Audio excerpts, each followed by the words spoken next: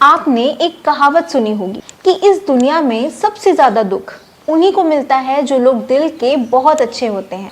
और ये सिर्फ एक कहावत नहीं है बल्कि एक सच्चाई है उन लोगों की जो सीधे साधे हैं, भोले भाले हैं, किसी की भी बातों में आसानी से आ जाते हैं। लेकिन जो इंसान चालाक होता है, रिजर्व होता है, दिल से पहले दिमाग से सोचता है, फिर चाहे वो उनकी पर्सनल लाइफ हो या प्रोफेशनल लाइफ, ऐसे लोगों को हर जगह सम्मान मिलता है, इनकी वैल्यू की जाती है, इनसे ओपिनियंस मांगी जाती है और कोई भी इंसान इनसे मिसबिहेव करने के पहले या धोखा देने के पहले 100 बार सोचता है।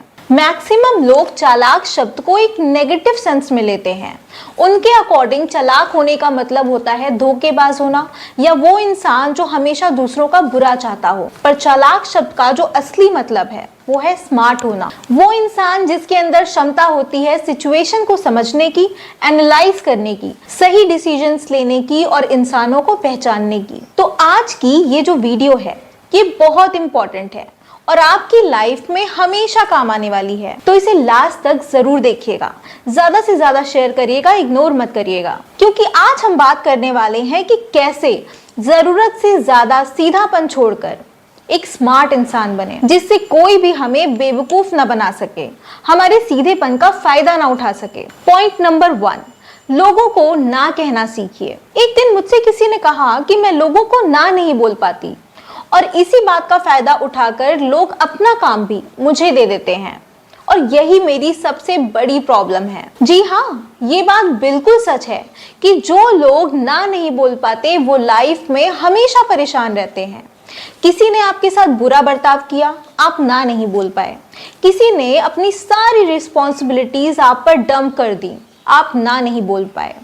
किसी ने आपको फिजिकली असॉल्ट किया, आप ना नहीं बोल पाए। और किसी ने आपसे पैसे उधार मांगे जिनसे 1% भी चांसेस नहीं है कि आपके वो पैसे वापस आएंगे, आप ना नहीं बोल पाए। अंदर ही अंदर घुटते रहते हैं, टूटते रहते हैं, नाराज होते रहते हैं, लेकिन सिर्फ एक शब्द ना नहीं बोल पाते। जब तक आप ना कहना नहीं सीखेंगे तब तक हर कोई आपको हल्के में लेगा, आपका टाइम वेस्ट करेगा, आपकी चीजों पर अपना हक समझेगा, आपकी मेंटल पीस खत्म कर देगा और चाय में से मक्खी की तरह निकालकर आपको बाहर फेंक देगा। और फिर ना तो आप अपनी लाइफ में कभी ग्रो कर पाओगे और ना ही कभी खुश रह पाओगे। अब सवाल ये आता है कि आखिर ना कहना कैसे है, तो मैं आपको एक तरीका बताती हूँ।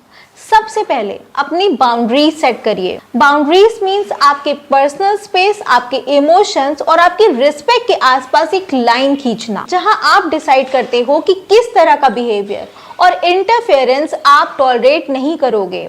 अब जैसे आपका कोई कॉलीग है जो लंच टाइम में हर रोज आपसे अपना काम करवाता है और ये बात आपको बहुत परेशान करती है, तो अपनी एक बाउंड्री सेट कर लीजिए कि लंच टाइम में मैं सिर्फ खुद को टाइम दूंगा। और फिर आपका कॉलीग उस वक्त अगर आपसे काम करने को कहता है तो आप उससे पोलाइटली बोल सकते हो कि लंच टाइम मेरे लिए एक पर्सनल ब्रेक है, अगर कोई बहुत अर्जेंट बात है तो मैं लंच के बाद डिस्कस करता हूँ। सबसे पहले मैं एक बात क्लियर कर देती हूँ कि बाउंड्री सेट करना सेल्फिश होना नहीं कहलाता। इसका मतलब है कि आप अपने टाइम को, अपनी सेल्फ रिस्पेक्ट को वैल्यू देते हैं। सेकेंड थिंग है कि आपको अपने माइंड को इतना शार्प बनाना होगा कि आप लोगों के मैनिपुलेशन गेम को समझ सको, क्योंकि अगर आपको नहीं पता कि लोग आपके इमोशंस के साथ कैसे खेल रहे हैं तो आप हमेशा उनके हाथ की सिर्फ एक कठपुतली बनकर, एक इमोशनल फूल बनकर ही रह जाओगे। मैनिपुलेशन गेम का मतलब होता है कि कैसे लोग आपको गिल्ट फील करा रहे हैं, कैसे लोग सिंपैथी दिखाकर आपकी बाउंड्रीज क्रॉस कर रहे हैं, कैसे लोग अपनेपन का ड्रामा करके आपको डोमिनेट कर रहे हैं और कैसे लोग अपनी दर्द भरी कहानी सुनाकर आपसे अपना काम निकलवा रहे हैं। एक मैनिपुलेटर क्या करता है? सबसे पहले आपकी कमजोरियों को, आपकी जरूरतों को समझता है, फिर आपकी कुछ जरूरतों को पूरा करता है और आपको आपकी कमजोरियों का एहसास दिलाता है। आपको ये दिखाता है कि उसके सपोर्ट के बिना आप कुछ भी नहीं हो और धीरे धीरे जब आप उस पर डिपेंडेंट होने लगते हो तो वो आपके साथ मिसबिहेव करता है, आपको डोमिनेट करता है। ऐसे लोगों के मैनिपुलेशन गेम को समझिए, उनसे अलर्ट रहिए, अवेयर रहिए, क्योंकि ऐसे बहुत से लोग हमारे आसपास रहते हैं जो सिर्फ अपने ईगो को सेटिस्फाइड करने के लिए लोगों की जिंदगियां बर्बाद कर देते हैं। पॉइंट नंबर 3, अपनी ऑब्जर्वेशन पावर को इम्प्रूव करिए। कुछ लोगों की नजरें हर जगह होंगी पर उनका ध्यान कहीं नहीं होगा। ऐसा इसलिए होता है क्योंकि हम पास्ट और फ्यूचर की बातों को सोचने में इतना ज्यादा बिजी होते हैं कि करंट मूवमेंट की जो डिटेल्स हैं उन्हें मिस कर देते हैं। इसलिए आसपास के लोगों को और उनकी बातों को ऑब्जर्व करने की कोशिश करिए।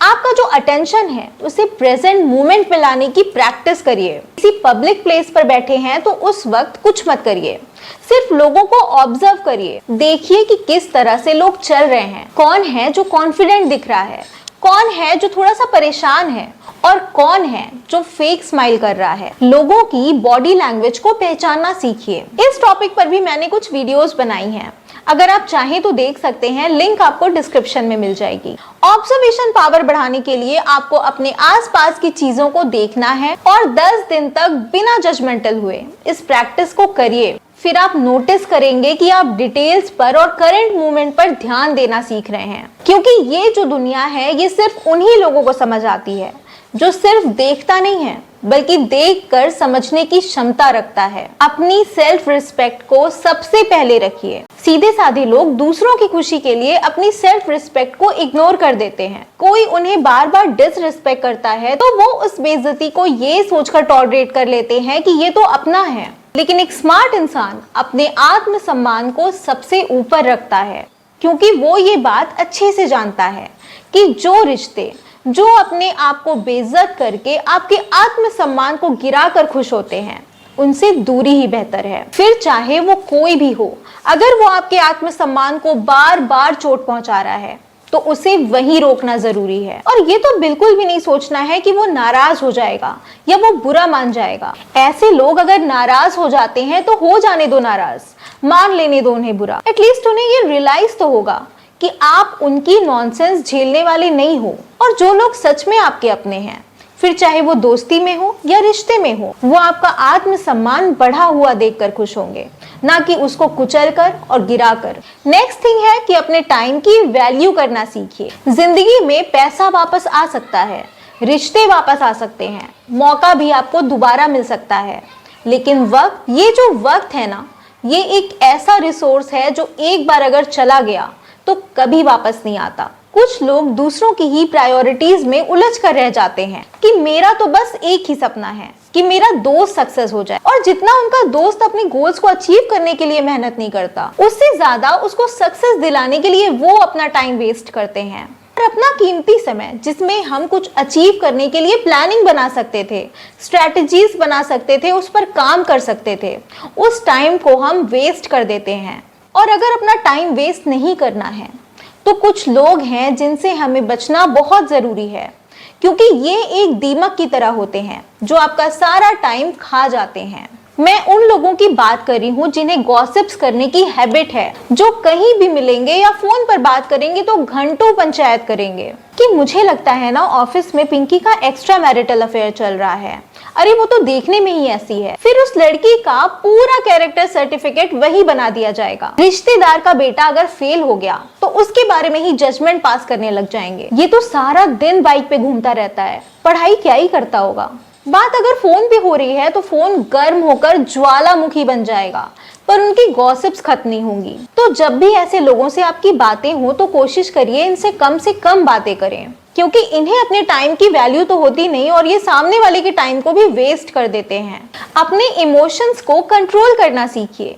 किसी ने कोई बात बोल दी तो तुरंत इमोशंस में बह जाएंगे, किसी ने कोई बुरी बात कह दी तो दुखी हो जाएंगे, उदास हो जाएंगे, किसी ने कुछ अच्छा बोल दिया, तारीफ कर दी तो जरूरत से ज्यादा खुश हो जाएंगे। लेकिन एक स्मार्ट इंसान अपने इमोशंस को कंट्रोल में रख के पहले ऑब्जर्व करता है और फिर रिस्पॉन्स देता है। मान लीजिए एक स्टूडेंट है जिसके एग्जाम में कम मार्क्स आए, अगर वो इमोशनली वीक है तो वो खुद को ब्लेम करेगा, डिप्रेशन में चला जाएगा। लेकिन अगर वो लड़का इमोशनली बैलेंस्ड है तो वो ये सोचेगा कि इस बार गलती हो गई, नेक्स्ट टाइम स्ट्रैटेजी चेंज करूंगा और मेहनत करूंगा। और इस तरह से सोचने से एक ग्रोथ माइंडसेट डेवलप होता है। इमोशनल कंट्रोल से ही आप अपनी असफलताओं को एक फीडबैक की तरह देख पाते हो, उनसे कुछ सीख पाते हो। वीडियो के लास्ट में ये कहना चाहूंगी, लोग मेरे सीधेपन का फायदा उठाते हैं। ये सोचने की जगह जरूरी है कि हम पहले खुद को बदलें। स्मार्ट बने। और स्मार्ट कैसे बनेंगे? जब हम इन सारे पॉइंट्स को अपनी लाइफ में इम्प्लीमेंट करेंगे। आज के लिए बस इतना ही। अगर आपको ये वीडियो पसंद आई तो लाइक जरूर करना। मिलते हैं नेक्स्ट वीडियो में लाइफ को ऑसम बनाने वाले एक और टॉपिक के साथ। तब तक के लिए अपना ख्याल रखना, खुश रहना।